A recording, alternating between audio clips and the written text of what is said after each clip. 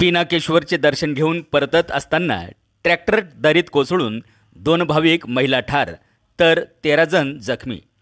नाशिकच्या नांदगाव तालुक्यातील घाटमाथ्यावरील पिनाकेश्वर महादेवाचे दर्शनासाठी आलेल्या भाविकांचा अपघात।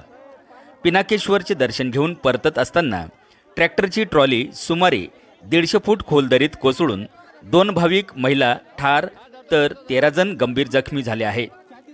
कांताबाई नारायण गायके वय 56, कमलबाई जगदाळे वय 62 असे या मृत महिलांचे नावे आहेत।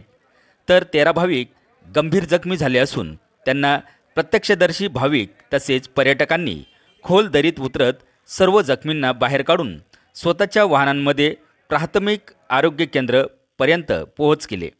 हे सर्वजण ट्रॉलीत बसून श्री क्षेत्र पिनाकेश्वर महादेवाच्या दर्शनासाठी आले होते। दरम्यान 4 दिवसात या परिसरात अपघाताची ही दुसरी घटना आहे। आवाज एन न्यूज मराठी, नांदगाव।